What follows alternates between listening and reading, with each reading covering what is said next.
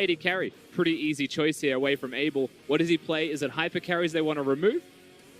Well, backstage, Pulse is going to be crying for a little bit here as Alawi is the band of choice coming out from Invictus Gaming. Where there is LPL, there is going to be Lee Sin in the jungle, so that's the first band that comes out from RNG, with Alistar hitting the bench as well, and the final band to come out from Invictus Gaming next. Yeah, where there is Kasa and Ning, there is going to be Lee Sin regardless. They want to pick Jarvan, so they lock that in. They ban away the Lee Sin, and when you look at the jungle pool here, Ning has to play something aggressive. He's usually the Jarvan guy. That's been removed. Lee Sin's been banned. And from this point, if he wants to do Sejuani, like, don't get me wrong, Sejuani is a great champion, but it doesn't feel like Ning. Final band coming out from IG is going to be Vladimir, who has made a resurgence due to the changes that have been made by Masteries in the start of this split as the cheeky Vayne hover gets the crowd going. No, it's not just a hover. It's been locked in! Abel stepping into Uzi's shoes, picks up Vayne in his first match for RNG. Oh, ain't that a statement, Fish? Picks up Vayne. He's going to lock that one. He didn't even change his summoner spells before he locks the champion. Priorities here, Fish. He's into Ezreal. It's a good matchup. I will give him that. It starts off a bit rough, but he's got the Braum. A good way to compensate, and then they scale up very strong. Vayne is super good right now. Kha'Zix is going to be the pickup for Ning, heading into the jungle for IG. Now, they're going to pick up their support of choice to go with the Ezreal in the bottom lane. Vayne and Braum, though, being shown by RNG as Tahm Kench is the final pick for IG. Yeah, Tahm Kench is actually a pretty good answer here. Relative to what it does against Vayne, it's not that great. It matches the Braum as far as tankiness goes. The Ezreal wants to poke. Tahm Kench is able to enable that a little bit further and prevent any kind of all-ins from Abel on this Vayne. And that's the thing that perhaps IG were looking towards. The whole team composition now has 2 complete tanks on it as well, as we await RNG's finished picks. Final pick for RNG seems to be Maokai, most likely heading into the top lane for Let Me. But we've talked about this time and time again, Rusty. We knew the focus was going to be in the bottom lane between these two teams. And with Vayne being picked up, we know Ezreal is making a comeback in the bottom lane. Tell me about Vayne in this new season. I mean, honestly, the fact that you can have fleet footwork, you can heal yourself for a bunch as well. A lot of supports, obviously this time having a Braum will be able to heal you for extra. I don't know Abel specifically with the runes that he will run. I don't think he'll go towards the full overheal route just because he's playing a Vayne. But again, all of these different tools that exist in the new patch to give you extra sustain, the ability to maneuver and survive through that laning phase, especially when he's up against something like an Ezreal, you have high hopes for a Vayne in a matchup like this. And it goes without saying that he scales like a beast. Certainly does. And we already mentioned this is such a huge match to kick off the day. IG taking on RNG with already some amazing picks coming out from the two teams. Youngblood stepping onto the Rift. A couple of rookies getting onto the Rift as well. But what do you think to kick this one off, Rusty, with the two comps already locked in, IG against RNG? My first big concern that I have actually after completed drafts is looking at Invictus Gaming's team composition as the big point of focus. I feel like they are a composition that needs to get ahead early because they don't have crowd control. And it's very hard for them to firstly snowball if they don't get ahead early because they can't lock someone down and make picks as successfully. What they do have, though, is the ability to move around the map very well with Tahm Kench through the bottom lane if Ezreal gets going. Kha'Zix, if he ever starts to snowball, one hits people. And Jarvan's a pretty squishy jungler on the opposite side there for RNG too, for Kasa. So ultimately, IG, I'd say they picked the riskier composition. They almost need Ornn to be there to make it super successful, or they need Rookie to step up and hit those big shot plays. Well, we know Rookie can do just that. He's been idolized in the mid lane for a couple of seasons now on IG. He's up against Xiaohu, though, who's picked up one of his signature champions in Rise. RNG, as you mentioned, they do have a very stable team composition going into this game, but with a very, you know, a touch of salt there with the Vayne being locked in there, making it a little bit extra spicy, a little bit extra special for the RNG, but we're going to head straight onto Summoner's Rift for the first match of the day. RNG taking on IG. Yeah, we certainly are. Of course, we get the bird's eye view of the entire Rift as everyone just clicks rapidly back and forwards as they are wont to do at level 1. We talked about IG's composition, Fish. Well, now we have to take a second to look at the other side. And this is why I actually raised concerns at all for IG, is that RNG's composition is just stable. It's just a staple stock standard LPL comp. They've got a Maokai to flank, they've got a Jarvan to engage, they've got a Ryze who's also just as maneuverable as a Tahm Kench. They've got the scaling from Vayne and Ryze when you look at damage. Even Jarvan gets through that mid-game very well with the lethality build if he goes Duskblade. And then the Braum, able to compensate as well. It's not quite a wombo. The Orianna's on the other side, but the crowd control, the damage, the scaling, it's all there for RNG. It certainly is, and we see straight At the start of this game, we're going to have everybody fanning out across the rift, looking to spot out any cheeky invades coming out from either team. None happen. Ning will be starting at his red buff, as we already saw Rookie trying to get a push in as early as possible against Xiaohu. The opposite side of the map, Casa will be starting at blue buff to kick things off as Jargon in the jungle.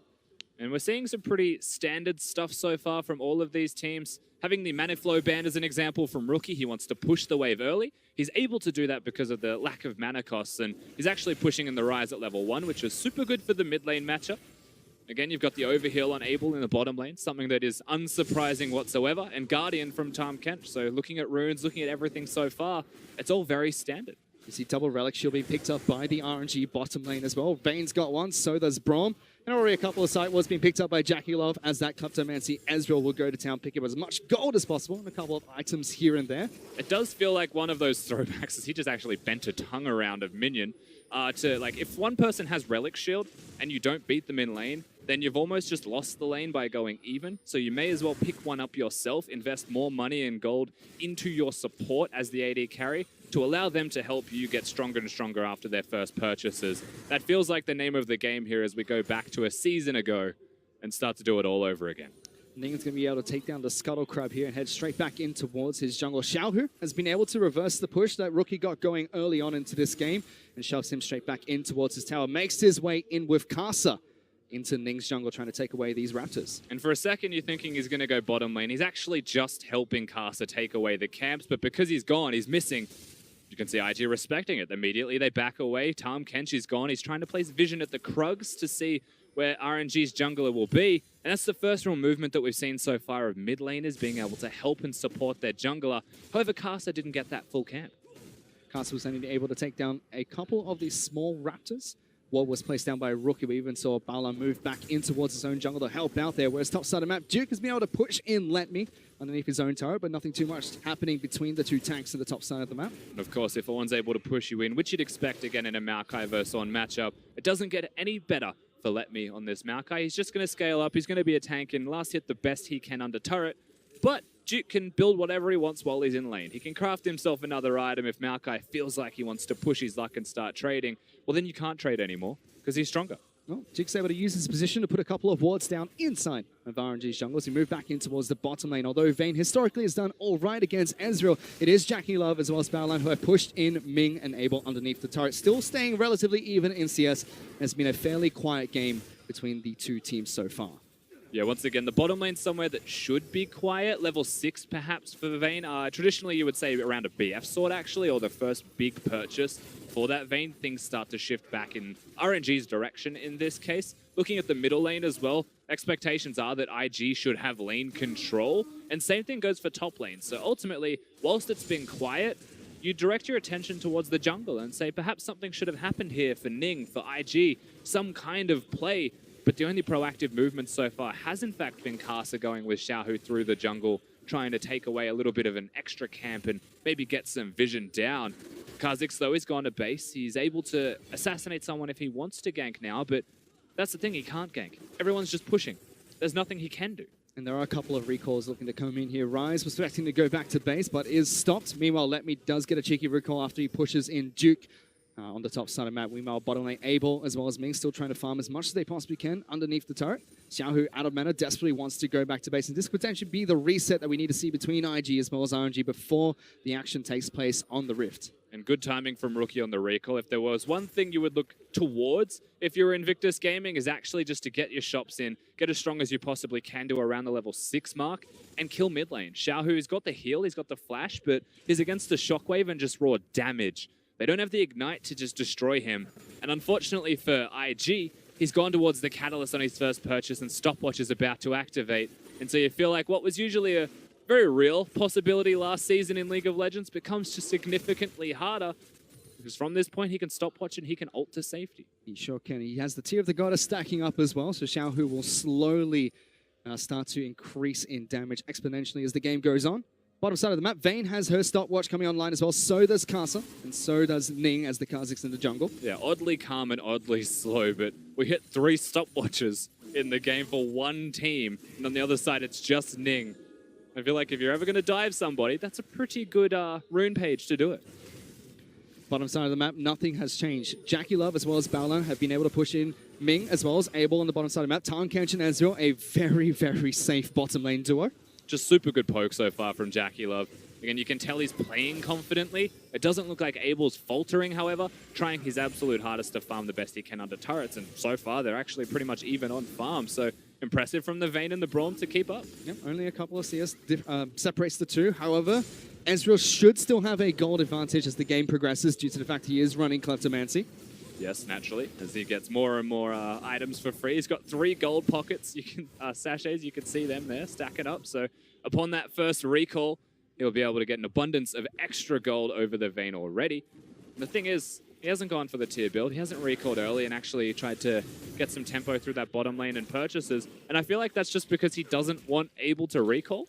They've both hit enough CS that it's almost risky to do that and to give them the item edge when you have to go back and get a tier for yourself. So I'm curious to see when Jackie Love opts into recalling.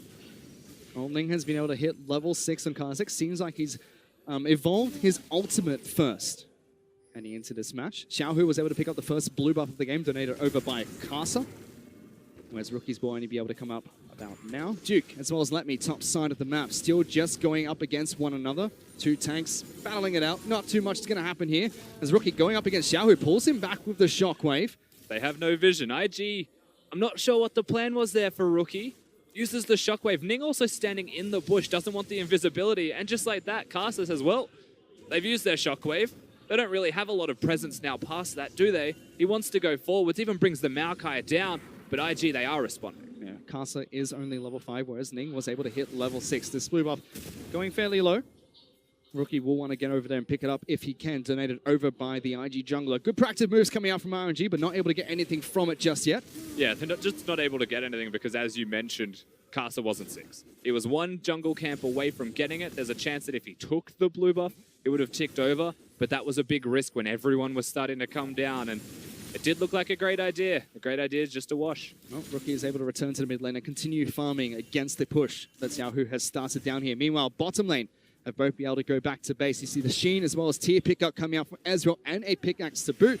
Whereas on the opposite side of the table, Abel's been able to pick up a Zeal as well as a pickaxe for himself as well. Yeah, so they finally get those purchases in.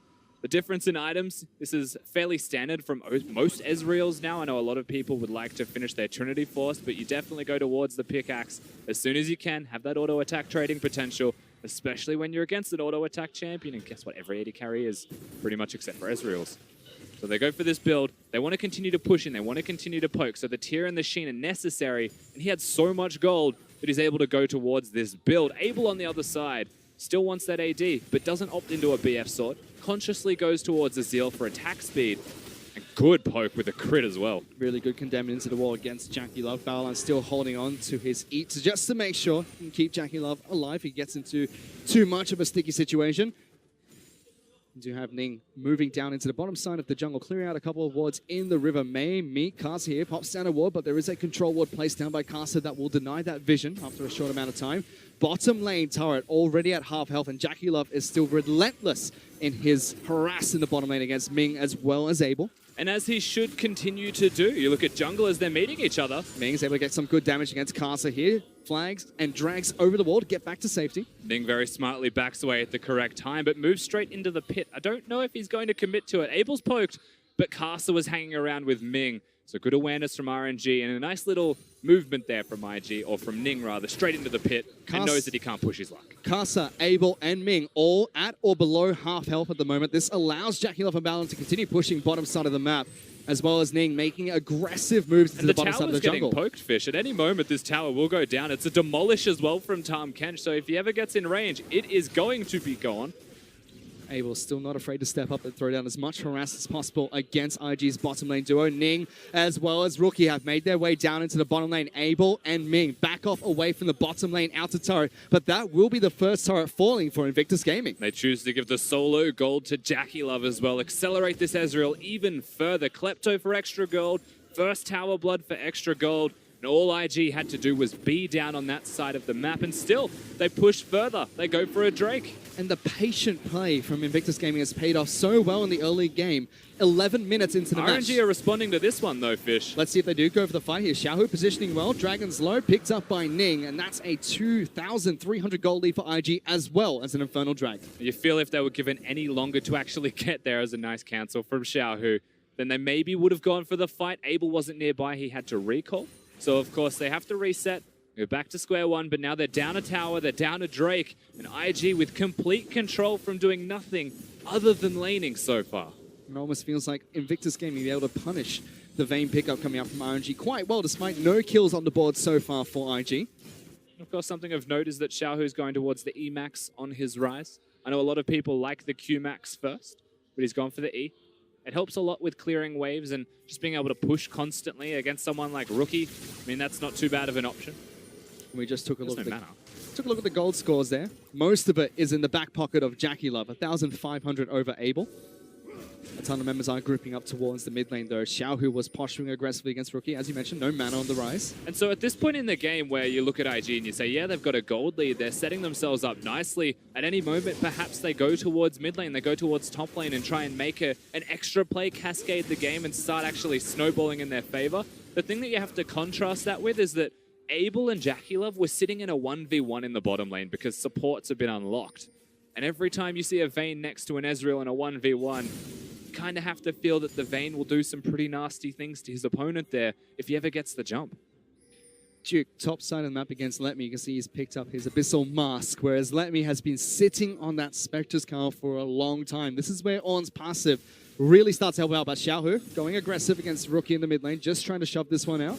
Has blue buff. Orianna does not, but Ning trying to make his way into the mid lane as well. Rise in some trouble. Shockwave brings him back. Xiaohu tries to turn this one around with Ming. Tom Kench coming into the mid lane as well. Brings in Jackie Love. Xiaohu will be able to portal away. Ming now the one that's in trouble, but it gets taken back by the Rise ultimate. RNG disengage. And Ming's able to get out as well simply because Xiaohu is untargetable. That's the strength of Stopwatch Rise. There's no counterplay if he's able to press both spells and a big disengage. Tom Kench ultimate's gone. Shockwave's gone. Kha'Zix even used his ultimate, and just like that, nothing really to be gained besides a bit of extra presence in the jungle. And let me tell you, Kha'Zix can kill this Jarvan right now. Kasa is very weak. Let's see if he goes for it. Tries to jump over for the steal, but Kasa picks it up with a good snipe. But Ming may fall down for first blood here, living with a sliver of health. No Ezreal ultimate. He's trying to hit some Qs and reduce the cooldown, but it does mean that Ming will be able to go back to base, albeit a bit worse for wear.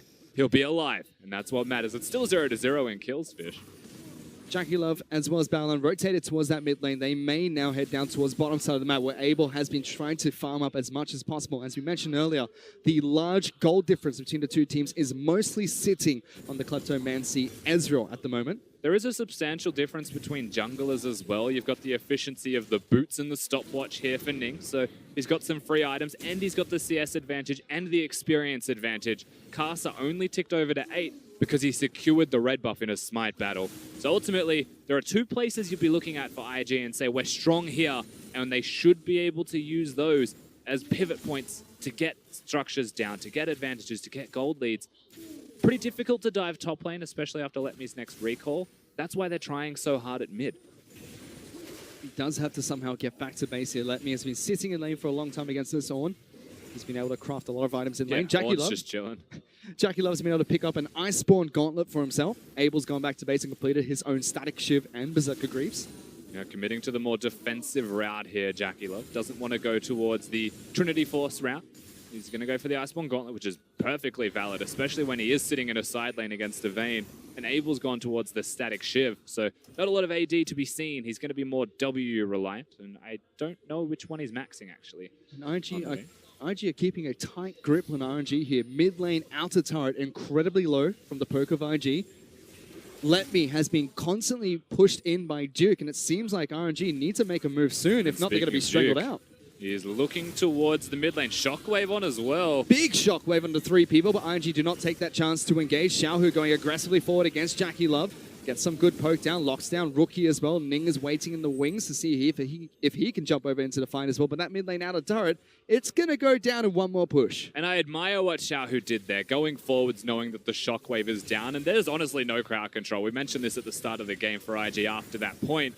But still they have presence. They weren't using the shockwave to kill their opponents. It was just to poke them down, get them lower, then use the Ezreal. Use the threat of the Ornn and keep going forwards. And now Kasa as well as Xiaohu, both low on health. IG continue pushing in towards the mid lane inner turret. Ning, though he may fight Kasa here inside the bush, but he's able to flag and drag back towards his base. Xiaohu going to take that time to try and get back to base as well, get some more mana, get his health back. But Jackie Love constantly harassing any RNG member underneath this turret. Just pressing Q off cooldown at the closest target every single time. His Targons has been upgraded as well. He's got the shield. There was a teleport very deep from Ryze. Xiaohu trying to go for the big flank. Maokai ultimate's going to come in as well. There goes Ryze. Doesn't try to take the portal in. Jackie Love as well as Rookie banding together. Trying to get the fight against the Ryze. Abel pops his own ultimate. It's a fight on two fronts. And Xiaohu's in trouble. Big shockwave on the right side. Ornn's going to throw in the ultimate, but gets blocked by Ming. Ning's going to jump in. He picks up first blood. Chasing down. Kasa now jumps over the wall. The rest of IG still trying to push forward with Baolon. And Jackie Love with the flash, with the arcade shift. 2-0 for IG. Shows the confidence, and they continue to push forwards here. Rookie with so much cooldown reduction. I couldn't believe he had the shockwave up and available already, and that was off RNG trying to make a play, going forwards, being pressured into this position. IG take everything. They win the fight. They win the fight. They've taken down mid lane out to turret, and now they're moving straight towards the Infernal Dragon. Baolan and Ning going to try and pick this one up. Ornn's return towards the top side of the map. Duke looking to try and get as much chip damage done to this turret as possible, but Let Me will return. And IG are in firm control of this first game. Firm control, complete and absolute control. Ryze, you can see Xiaohu, it's a very deep flank. And the thing with this flank is it's super reliant on Ming and Let Me going forwards. Good flash from Baolan as well to distance himself. And Abel in ult as Vayne pretty much doesn't do anything. He's just walking around with no targets to hit because the threat of the shockwave's there. And yes, Ming, great block from the Braum to stop Ornn's ultimate. But it was too late for Abel. He was already dead. Kasa, no health to his name. And Jackie Love, he sees the opportunity to attack, to go forwards. Picks up a nice little snipe there. 2 kills picked up by IG. Now 2 Infernal Dragons as well. They look like they just want to continue putting on pressure against RNG. He mentioned they needed to make a play. That was a botched attempt coming out from Xiaohu's flank. But what is the next step for RNG here? Because they're slowly falling further and further behind in game number 1. Really, from this point, Fish, to be perfectly honest with you, it's just to keep scaling. They have the Vayne. They'll always be able to team fight late game. But so far, when you're a composition that has a Maokai that's not really contributing just yet, of course, he's not behind, but he's not ahead. You've got a Ryze that's gone towards the Abyssal Mask, so he's pretty tanky. He's got a lot of cooldown reduction, but his damage isn't all completely there unless he's hitting a carry specifically. They are just trying to scale, keep getting items, get more damage out. It's a 2,500 gold lead for Jackie Love in the bottom lane. Rookie, 1,000 ahead of Xiaohu, and Ning, 1,500 ahead of Kasa. Let Me and Duke fairly even, as so is Baolan and Ming, as IG make a play towards the Repel, which was about to despawn. 19 minutes, 30 seconds into the game. They should be able to get this one perfectly fine as well. Just before, so well-timed from IG if they're looking to use the Herald. Because they don't know who wants it. They've decided that Rookie will be the person picking it up. There was no sweeper, so I would have preferred it on Ning personally. Rookie immediately moves towards top side of the map. He has blue buff as well as that Rift Herald. And top lane turret has already taken a beating from Duke. And RNG losing that mid lane inner turret as well is detrimental to their map vision and control. Tom Kench is already going to bring people up as well. Jackie Love knows exactly what they're after. It's not just the turret. Going straight for that turret dive. Let Me in trouble. Tries to lock down Ning, but they are just chasing him down one after another. But look at this. That's a poor position where Jackie Love gets eaten up by Baolan to try and get back to safety. Let Me's in trouble. He's the first to fall in the fight. Java locks everyone in the arena. Jackie Love trying to get away from Xiaohu, but Ornn will be able to knock him back up. Xiaohu wants to move forward. Abel. Doesn't take the ultimate. Abel looking to try and see if he can jump in as well. Xiaohu flashing forward, locks down Duke. He's going to get stunned up as well. RNG fight back. Abel gets that kill. Ming trying to kite back as well as Rookie goes forward, flashing in. Xiaohu punishes the mid laner from Invictus Gaming. RNG turn around the team fight. Rookie takes the worst possible opportunity to go forwards there just after the rest of the team wanted to back away. He saw the moment where he might have been able to get a kill. but he still probably would have died as an end result. Xiaohu and Abel, I actually hope we get to see a replay of that. He's got the Infinity Edge. They're super strong now, but they weren't even that strong before. IG, they see an opportunity. They want the structures. They see more than just that opportunity because it could have been a Baron if they get the kills instead. They were looking for the Baron. How'd that backfire? Top lane outer turret does fall in amongst all that action. RNG are able to turn around the team fight, but still it's now 3-3 on kills, and here's that fight once more, Rusty. The importance of this is how quickly Xiaohu is already here to help defend Let Me, to push away the rest of IG. Not just that, but the amount of damage that he is able to do here, Baolan very quickly is going to eat up Jackie Love, so he doesn't have that available to protect anybody. Ming, again, Ornn doesn't even get to use his ultimate in this game. Duke's not having a very good experience, and meanwhile, Xiaohu has just been bodying them. Abel takes it. He wants to go forwards. He's happy to. There's no shockwave. Again, no crowd control. What's normally a risk when Ornn applies brittle to you is not really a risk anymore. Abel's positioning really good in these team fights as well. Rookie flashing forward for that one. Doesn't get it against Ming. He wanted, even if he killed Ming, like fantastic, but Rookie dies for it. And it feels super dangerous for the team. Again, they were fighting around the Baron. Surely it was in the back of their mind. With no shockwave, he decides to use his flash at the end of a losing fight. And as you mentioned, Abel was able to pick up Infinity Edge as well as Stack Shift before that fight happened. Jackie Love is still incredibly strong with his Manamune fully upgraded. Iceborne Gauntlet, Blade of the Ruin King already picked up on this 80 carry. However, Zhonya is now for Xiaohu, as well as his Abyssal Mask, going up against the Void Staff Morello Nomicon picked up by Rookie. Yeah, IG really just pushed their luck in the last fight a little bit too far. RNG have still got their item spikes, so now they're pretty strong, but you look at the goal difference between the teams, it's all still Invictus Gaming. It's all still the ball in their court, and they should still have complete control of the Rift, and they do, but they're not looking towards the Baron just yet. They're moving around everywhere else. From here, inner turrets, blue buffs, it's all theirs. 5 members strong, moving towards the bottom side of the map. They have good vision control over the Baron buff at the moment, leaving Duke down here. No teleport is available for the Ornn. And of course, important that IG didn't show themselves bottom. They walked down there, yes, to protect Duke, but if they revealed themselves, RNG were situated around the Baron anyway.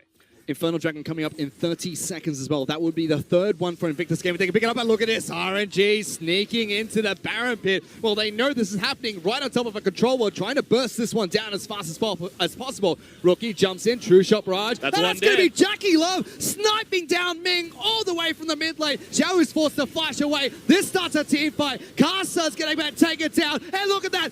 Everything is available for IGD to snap up and collect underneath the noses of RNG. Amazingly, RNG still commit to the decision. What looks like a good move at first with IG being visible bottom lane completely backfires. That is the strength of Tahm Kench. That's the fact that Rookie was already there to hit a shockwave because not everybody rotated to the bottom lane. The play wasn't completely to get the inner. It was still around trying to force RNG to make desperation plays. Well, now they're 10k ahead with a Baron, and they're still pushing. And 2 Infernal Dragons to add to their advantage that Invictus Gaming have over Royal Never Give Up. 24 minutes into the game, they'll take 3 Elemental Dragons, they'll take down the Inhibitor, and if we thought they had firm control of the game earlier, they are definitely in the driver's seat later on this match. 3 Infernal Drakes with an Orianna, Ezreal, and a Kha'Zix. We get to watch this again, and that's important to note because even at 2 Infernal Drakes, you'll see what the Kha'Zix is able to do to little unsuspecting AD carries that want nothing to do with this. Abel stuck in the back of the pit. Shockwave hits, Ezreal ult hits. No chance to put up the Braum wall. He's going to be taken down, and look at Abel. He's alright, he's very dead, he's no longer alright. Pretty much just the way that Kha'Zix is going to work from now on. He's got another Infernal Drake. That was the Baron. And they just snap up everything. Questionable decision-making from RNG there. They knew there was control word on the Baron. They knew as soon as Riot took them into the pit, they'd be spotted out. They just thought they could do it quick enough. They didn't expect how quickly IG would rotate when they were literally at the bottom lane in a turret, but they got there quick enough. They were able to make the play IG, and whether it was confidence from them or just miscalculations from RNG, this is the state of the game we're in as a result. RNG have constantly been trying to take it to Invictus Gaming in this game, but it has not worked out for them so far. IG now pushing towards the bottom lane. 5 members strong. Baron buff available on each and every one of them. Even a Guardian Angel has been picked up here by Ning. They will slowly steamroll through the base of RNG. And respect that he hasn't even upgraded his boots. Straight to the Guardian Angel. He's got the magical footwear, and he is as happy as you can be. and now they start to threaten. Crowd control, not even a factor anymore. They've just got damage. Let me in trouble. Gets taken down by Jackie Love. Even throws out the True Shot Barrage for good measure. Bottom lane inhibitor turret is going to get taken down. On trying to charge forward. IG just want to go for kills here. Xiaohu left with a sliver of health. He's going to fall. Rookie gets that one. Abel trying to be the hero in the back lines, but it's not going to happen here. Jackie Love does get taken out. Only the Vayne left alive, alone underneath his own fountain. IG are going to try and push for the win. Honestly, nothing Abel's able to do in this situation. He's just going to have to die. And he's going to be taken down. He gets taken down by Duke from the top lane. Invictus Gaming are able to get all the kills possible here, and they march towards the Nexus, taking down RNG in game number 1. Pretty clean game from Invictus Gaming with a 16,000 gold lead. A very quick showing from them as well. They're able to take down RNG. Maybe it's full force RNG, maybe it isn't. It's very hard to tell game number 1 between Caster and Abel. You have to wonder if subs are going to be on the table for RNG after that. But let's just talk about IG a little bit more because they were clean. They looked pretty good. Very strong showing. Oh, they certainly did. I mean, we were already talking about Jackie Love coming into this game. He looked clean. No nerves from the young blood. No nerves from the 17-year-old kid. We saw him talking about what he wanted from IG in this split. And in game 1, he delivered. And to put it simply, Fish, he played Draven in the Demacia Cup. If he doesn't have confidence, I'm not sure why he's playing Draven at all. Jackie Love does look like a man on a mission. He said in the video that he thought that IG were going to be stronger with him there. He wants to win the whole split. Well, that's a pretty good step 1. And there you go. It's the stats for that game. IG in firm control. And joining us on the desk to go through that game is going to be none other than Clement Chu. Welcome back to the desk, my friend. Yeah, that was a great game to watch. I just want to point out in terms of the draft picks, I feel like RNG really needed to get more out of their mid and jungle duel early in the game. The reason they let that Orianna through against a very low-range composition was because they thought they could punish with the Jarvan-Ryze combo, but Orianna did not constantly push when she could. She actually held it back and denied them that opportunity. They knew that they could just snowball off the bot lane, and they went really steady with that. Yeah, pretty clean stuff actually from IG recognizing the places that they want to focus and not going aggressively unless their jungler was nearby, right? Yeah. And they were able to do fantastically in that bottom lane for Invictus Gaming. We saw Abel come into the roster for RNG. Not many people expected him to be starting in this match instead of Uzi in this game. He picked up the Vayne, which was a very aggressive move coming out from him. It didn't seem to pay off. It kind of put that bottom lane in the back seat. I really feel like compositions these days, you can't run double scaling in your mid and in your ADC position. The current build for Vaynes right now is the crit build. You go 3 items crit. It's a very, very late spike, even compared to someone like Ezreal, who gets his first spike 2,700 gold in with the Iceborne Gauntlet. So we've seen this composition fail over and over again in the Demacia Cup. And I feel like if RNG are going to play in the second game, they will come up with more points where they can snowball the game early, or this is like way too slow for this style. The only compensatory thing that you usually get with 2 scaling AD carries and mid laners is like a lethality jungler. But Caster didn't go lethality. He actually went defensive with armor boots and something like a Jace even in the top lane as well. You need to win somewhere on the map to compensate for the fact that you've got 2 scalers.